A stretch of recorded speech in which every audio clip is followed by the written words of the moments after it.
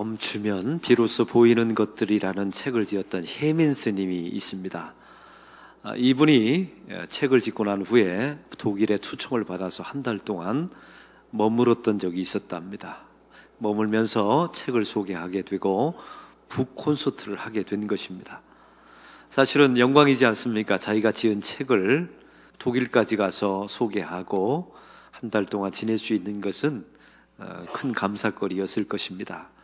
그런데 이제 문제가 하나 발생했습니다. 그 초청한 그 출판사마다 숙소가 좀 달랐나 봅니다. 어떤 때는 좋은 호텔에서 자고, 어떤 때는 또한 요양원 그 허름한 숙소에 자기의 숙소를 배치했다는 겁니다. 그러면서 이제 불평이 점점 나오기 시작했다라는 것이죠. 이때 이 혜민 스님이 이런 말을 했습니다. 그 자기 불평하는 모습을 보고 지난 주일날 중앙일보에 칼럼을 썼습니다. 불평을 멈추었을 때 오는 깨달음이라고 하는 칼럼을 썼습니다. 그 책의 내용을 여러분에게 그 칼럼을 소개합니다. 자기가 일단 불평을 멈췄다 합니다. 그리고 그 상황을 받아들였다는 것이죠. 그 다음에는 내가 숙소를 바꿔달라지 못하는 나의 책임도 있다라고 자기의 탓을 하게 되고, 그랬더니 그 요양원 숙소의 장점들이 보이기 시작하더라는 겁니다.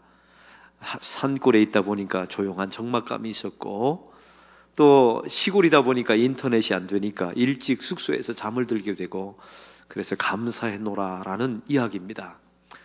저는 이 책을, 이 칼럼을 보면서 이런 생각을 갖게 되었습니다. 한 가지 이상한 점이 있습니다. 자기가 믿는 부처에 대한 이야기가 한마디도 없어요. 이것은 자기 개발입니다. 이걸 인본주의적 감사라고 말하죠. 이걸 도덕주의적인 감사라고 말합니다. 기독교가 말하는 감사는 이런 이유가 아닙니다.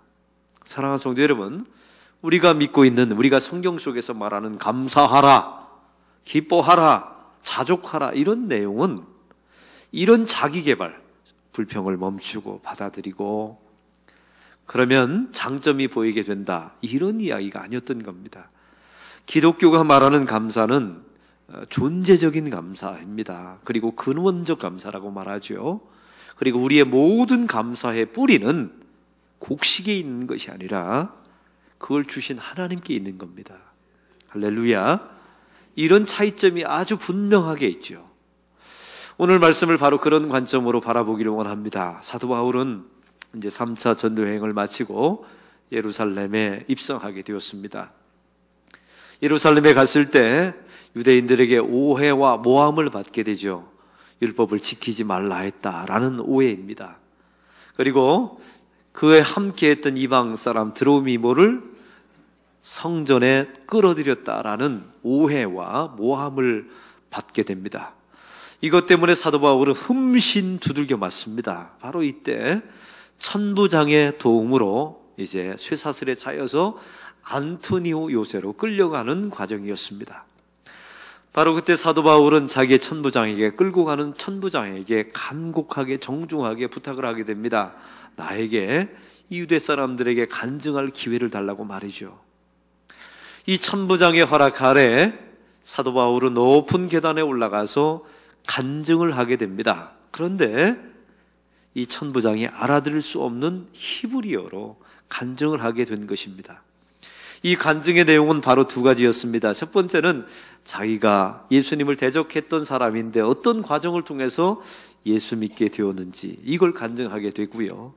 두 번째는 이방 사람들이 복음을 듣게 되는 이방 선교의 정당성에 대해서 바로 간증하게 됩니다. 오늘 성경에 보니까 이때 유대인들의 반응이 나타나게 됩니다. 이 사도 바울을 반드시 죽여야 하리라 라고 결사대가 조직되고요. 두 번째는 사람들이, 유대인들이 갑자기 옷을 막 찢으면서 먼지를 휘날리는 겁니다. 극도의 분노를 표현하게 된 것입니다. 이때 가장 당황한 사람은 바로 천부장이었습니다. 자기가 간증하는 것을 허락했거든요. 근데 보니까 이게 폭동이 일어날 지경입니다. 그래서 사도 바울을 급히 끌고 쇠사슬에 채운 채로 안티오니아 요새로 끌고 갑니다. 그리고 자기 부하의 백부장에게 이런 명령을 내립니다. 저 유대인들이 어떤 이유 때문에 저렇게 분노하는지 채찍을 때려서 신문하라고 명령하게 됩니다. 이때 백부장은 사도 바울을 두 팔을 번쩍 들어서 가죽끈으로 두 기둥에 묶습니다. 왜냐하면 그래야 채찍질하기에 편리하기 때문에 그렇습니다. 이 당시에 채찍은 폴라그룸이라고 하는 도구였습니다. 이 채찍 끝에 납덩어리가 달려 있었다고 합니다. 그래서 이걸 때리면 살이 찢기게 되고 뼈가 으스러집니다. 그리고 살점이 툭툭 떨어져 나가게 되는 겁니다. 바로 이런 상황 속에서 바로 사도 바울은 그 형을 채찍을 집행하기 전에 다음과 같이 25절에 말합니다. 다 같이 25절을 읽겠습니다. 가죽줄로 바울을 매니 바울이 곁에 서 있는 백부장더러 이르되 너희가 로마 시민된 자를 죄로 정하지 아니하고 채찍질할 수 있느냐 하니, 사도 바울은 자신에게 로마 시민권이 있다는 사실을 말하게 된 것입니다. 이 당시에 로마 시민권은 로마법은 이런 법이 있었습니다. 로마 시민권자를 가진 사람을 판결 없이 채찍을 치는 것은 불법이었습니다. 이걸 하는 사람은 엄중한 책임을 묻게 돼 있습니다. 바로 그때 백부장이 이 말을 듣자마자 얼마나 놀랐겠습니까? 자기의 상사였던 천부장에게 찾아가서 어찌하면 좋겠습니까? 이 사람이 로마 시민이라는데, 이것을 말하게 됩니다. 이때 천부장이 당황한 모습으로 이 현장에 갑자기 나타나게 됩니다. 그리고 이렇게 묻죠. 내가 로마 시민이냐? 사도 바울이 대답합니다. 그러하다 라고 말합니다. 이 당시에 로마 시민은 왼쪽 어깨에서부터 오른쪽 어깨로 쭉 내려오는 토가라고 하는 옷을 착용하고 다녔답니다. 근데 보니까 사도 바울은 그런 옷도 입고 있지 않은 거예요. 왜냐하면 1차, 2차, 3차 전도여행을 다니다 보니까 가난하기도 했지만 이게 얼마나 거추장스러운 옷입니까? 로마 시민권자임에도 불구하고 토가를 입지 않고 있단 말이죠. 그리고 이 당시에 주민등록증처럼 보일 수 있는 신분증이 없었습니다. 로마 시민권을 확인하려면 이 사도 바울이 태어난 다소라고 하는 지역에 가서 관공서에 가서 확인할 수밖에 없었어요. 이런 상황이 벌어지게 된 겁니다. 이 당시에 그래서 함부로 로마 시민권이 아닌데 시민권자라고 말하면 사형 언도를 내렸다는 겁니다. 이게 엄청난 범죄에 해당되는 것이죠. 근데 사도 바울은 로마 시민권을 가지고 있었기 때문에 당연하게 어떤 표징도 없었지만 나는 로마 시민권자다라고 말했고, 천부장이 그걸 믿어주었다는 것입니다. 이때 천부장이 오늘 말씀에 28절에 이렇게 말합니다. 28절 다 같이 읽겠습니다. 천부장이 대답하되 나는 돈을 많이 돌려 이 시민권을 얻어노라. 바울이 이르되 나는 나면서, 사랑하는 성도 여러분, 오늘 말씀에 보면 사도 바울은 이 당시에 로마 시민권을 취득하게 된 두 가지 경로가 있었답니다. 첫 번째는 7년 동안 군인으로서 열심히 봉사해서 혁력한 공로를 세우면 로마 시민권을 받는 경우가 있었답니다. 두 번째가 중요합니다. 이게 뇌물을 써서 돈을 많이 들여서 로마 시민권을 사낸 거예요. 바로 사도 바울의 아버지가 길리기아 다소에서 이 일을 한 겁니다. 그 아버지는 장사를 해서 돈을 많이 번 부자였습니다. 바로 그때 자기의 아버지가 시민권을 뇌물을 통해서 바로 산 것입니다. 그래서 자기가 태어난 자기 자신도 시민권자가 된 것이죠. 바로 이것을 천부장 앞에서 당당하게 말한 겁니다. 나는 나면서부터 시민권자이다. 아주 당당하게 말했던 것입니다. 이때 천부장이 29절에 이런 반응을 보게 됩니다. 다 같이 29절을 읽겠습니다. 신문하려던 사람들이 곧 그에게서 물러가고 천부장도 그가 로마 시민인 줄 알고 또 그 결박한 것 때문에 두려워하니라. 신문했던 사람들이 두려워서 도망갔습니다. 그리고 천부장도 두려워했다라고 말씀하고 있습니다. 왜냐하면 정식 재판 없이 사도 바울을 끌고 왔기 때문에 그렇고 안토니와 요새에 가두었기 때문에 그렇습니다. 사랑하는 성도 여러분, 오늘 말씀을 통해서 우리는 사도 바울에게 로마 시민권은 무엇이었겠습니까? 사도 바울은 예수님을 만나기 전에 로마 시민권은 자기 자신에게 자랑거리였습니다. 그리고 자기 인생의 목적이었죠. 이것 때문에 하나님께 감사했던 적도 있을지도 몰라요.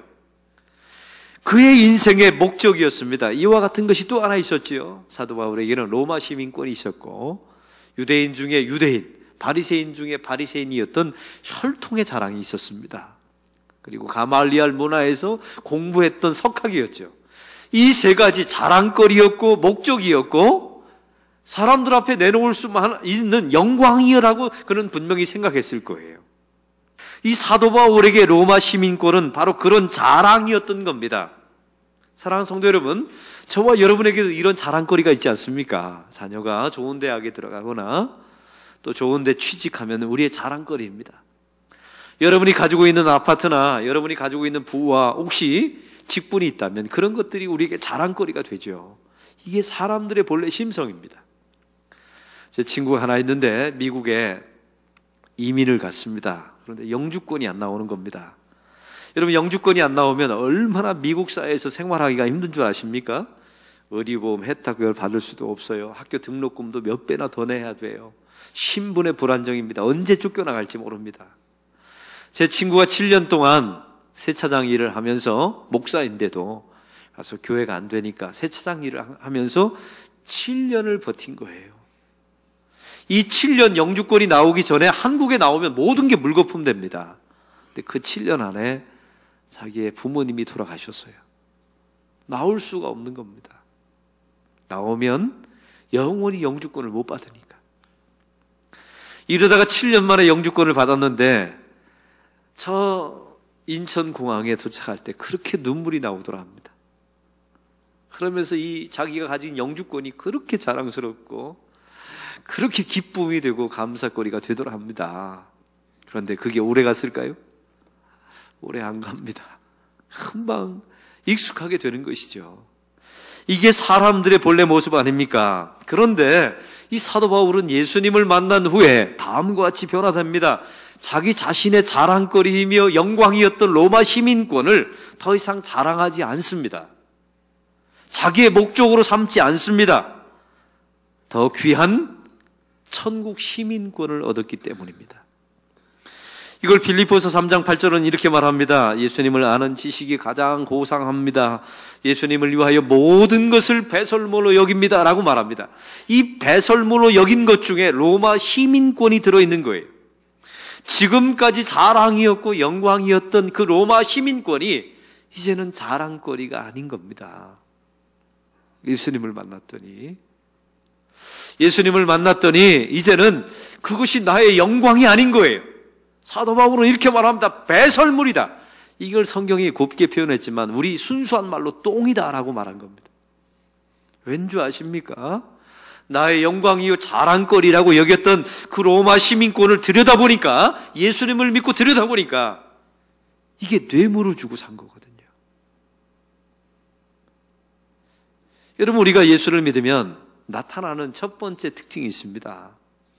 저와 여러분이 그렇게 자랑거리라고 영광이라고 생각했던 세상의 모든 것이 별거 아니라는 사실을 알게 됩니다. 사랑하는 성도 여러분, 이 과정 거치셨나요?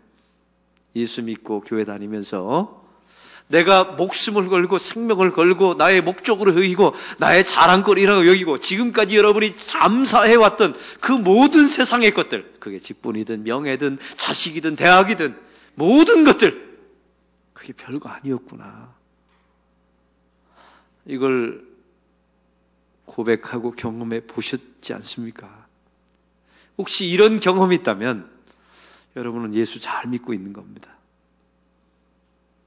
혹시 이런 경험이 없다면 다시 한번 생각해 보셔야 돼요. 내가 잘 믿고 있는 것인지. 별거 아니다. 있어도 좋고 없어도 좋다. 여러분, 꼭 있어 봐야 압니까? 예수 믿으면 없어도 압니다. 그 별거 아니라는 것을. 사도 바울은 1차, 2차, 3차 전도여행 중에 수많은 고충과 어려움을 많이 겪었습니다. 루스드라에서 돌 팔매질을 맞은 적도 있었죠. 그래서 죽은 줄 알고 사람들이 갖다 버립니다. 만약 이때 이상한 점이 있어요. 사람들이 돌을 들어 치려고 할 때 나 로마 시민권자다 라고 말했더라면 그는 안 맞았습니다. 감히 때릴 수가 없지요. 그런데 왜 그는 그 루스드라에서 사람들이 돌을 들어 칠 때 왜 로마 시민권자임을 말하지 않았을까요? 예수님을 만나고 난 후에 더 이상 자랑거리가 아니었던 겁니다. 자기 인생의 목적이 아니었던 거예요. 아니, 완전히 로마 시민권자임을 잊어버리고 산 겁니다. 이게 예수 믿은 사람들에게 나타나는 놀라운 복음적 특징이에요. 그런데 사도 바울은 1차, 2차, 3차 전도여행 중에 딱 2번 로마 시민권이 있다는 사실을 이야기합니다. 사도행전 16장에 보니까 2차 전도여행 중이었습니다. 빌립보에 도착하게 됩니다. 그때 귀신 들려서 점을 치었던 여종 하나를 만나게 되어서 그를 고쳐주지 않습니까? 근데 그 뒤에는요, 이 여종을 통해서 돈벌이했던 주인들이 따로 있었던 겁니다. 그래서 사도 바울을 쳐서 빌립보 감옥에 가둡니다. 바울과 실라가 빌립보 감옥에서 하나님께 찬송하고 기도할 때 하나님께서 옥문을 열어주십니다. 그때 사도 바울은 도망가질 않아요. 아침이 되니까 집정관이 찾아와서 너희들은 방면이다 라고 말하죠. 이때 사도 바울이 그제서야 말합니다. 나는 로마 시민권자이다 라고 말합니다. 이 집정관이 얼마나 놀랐을까요? 그래서 막 부들부들 떨면서 사정하면서 빌립보를 조용히 떠나달라고 부탁하지 않습니까? 바로 이때 사도 바울은 한 가지 깨달은 게 있습니다. 자기 자신이 영광이요 감사요 자기 자신의 자랑거리라고 여겼던 로마 시민권이 예수를 만나고 난 후에 배설물이 되었어요. 똥이 되었어요. 이게 별거 아니라는 사실을 알게 되었습니다.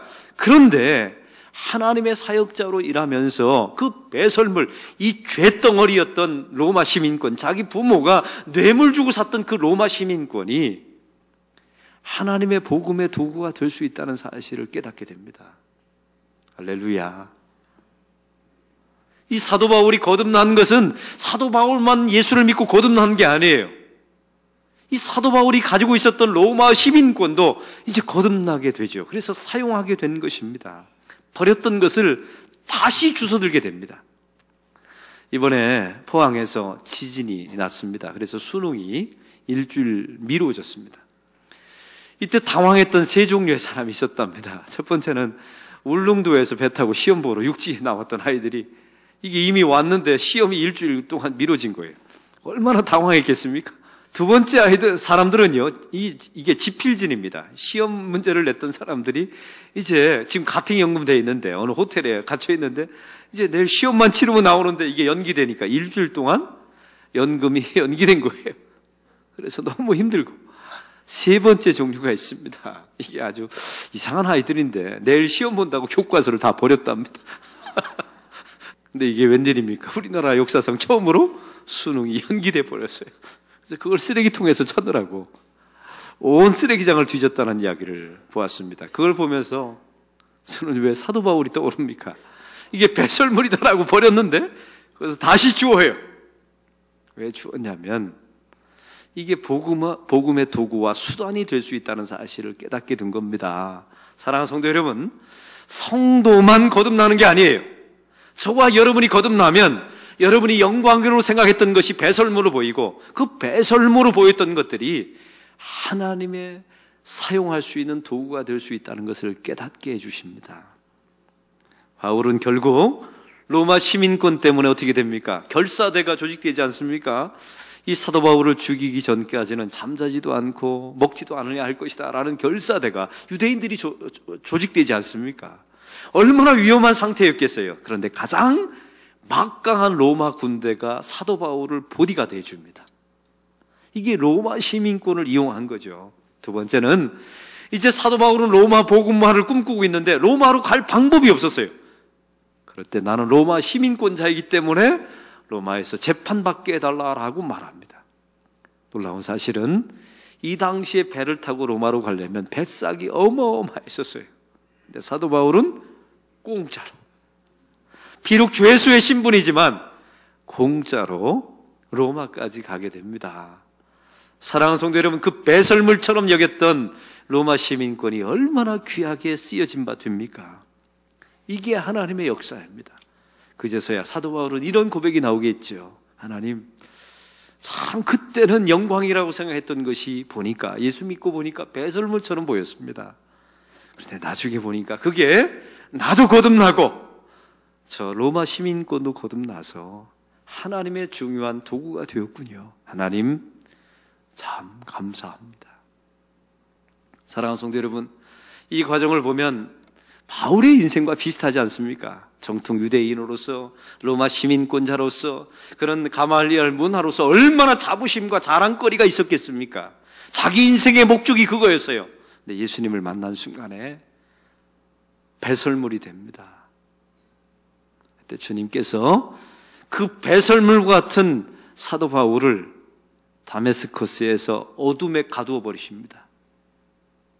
눈을 멀게 하셔서 그를 어둠에 가려버리게 하시죠. 그리고 하나님의 영광과 그의 인생의 시온자 위에다가 주님께서 예수님의 십자가의 피를 뿌리십니다. 그리고 그를 대속해 주십니다. 그리고 다시 그를 꺼내어서 사도 바울로 하나님의 선교의 도구로 사용하시죠. 로마 시민권도 마찬가지입니다. 그의 인생의 보람이었고 자기 가문의 자랑이었고 목적이었어요.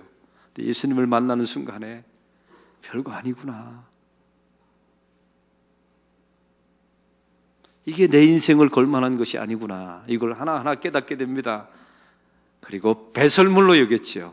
근데 그 옷에 하나님의 영광이 감싸고 예수 그리스도를 만난 순간에 사도 바울만 거듭난 것이 아니라 로마 시민권도 거듭나서 다시 버렸던 것을 꺼내어서 사도 바울은 선교의 도구로 로마 시민권을 사용합니다.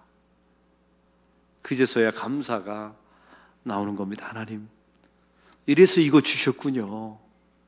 과정은 죄악된 과정이지만 이럴 때 써먹으라고 하나님이 주셨군요. 그래서 공짜로 배를 타고 로마에 들어가고 로마 군인들의 호의를 받으면서 로마에 들어가서 복음을 증거하는 사도 바울이 됩니다. 사랑하는 성도 여러분, 여러분의 인생 가운데 여러분의 자랑거리가 있었죠? 나는 이런 사업을 하고 있고 나는 이런 직업을 가지고 있고 내 자식은 이런 게 있고 이런 자랑거리들이 예수님을 만나면 별거 아닌 것으로 보여야 합니다. 이게 목적을, 내 인생 목적을 삶을 만한 것이 아니구나. 이걸 깨달으셔야 돼요. 그 대신 그 배설물처럼 여겼던, 여러분이 버렸던 것을 하나님이 주어다가 하나님의 영광 안에 가두실 겁니다. 그리고 예수 그리스도의 십자가의 대속으로 여러분만 거듭나게 하시는 것이 아니라 여러분이 버렸던 그것 또한 거듭나게 하실 거예요. 그래서 그걸 다시 집어들어서 이제는 주의 선교의 도구, 복음의 도구, 하나님의 사역의 도구로 사용하실 줄로 믿습니다. 그럴 때 우리가 주님 앞에 하나님 참 감사합니다. 이 말이 나오게 되는 거예요. 이런 감사, 혜민 스님이 말하는 감사와 너무 다르죠. 기독교는 차원이 달라요. 전혀 다른, 아예 시도조차. 그래서 예민 스님은 마지막 결론이 뭔지 아십니까? 상황에 끌려다니지 말고 내가 주인이 되라. 그러면 감사하게 될 것이다. 결국은 자기 자신을 우상숭배로 만들어놔요. 성경은 그렇게 말씀하고 있지 않습니다. 우리가 자랑거리로 여겼던 것을 하나님께서 우리를 그것을 배설물로 만들어 보시겠답니다. 그 다음으로 끝나는 게 아니에요. 하나님의 영광 안에 가두어 놓고 하나님의 대속 안에 그것을 거듭나게 하셔서 하나님께서 그것을 가장 중요한 여러분의 사역의 도구로 만드시겠답니다. 기대하십시오. 그리고 그것을 놓고 하나님 참 감사합니다. 이렇게 고백하게 되는 성도의 삶이 될 줄로 믿습니다. 이런 추수감사절, 깊은 감사, 뿌리가 깊은 하나님으로 인한 이런 감사가 있는 절기가 되기를 소망합니다.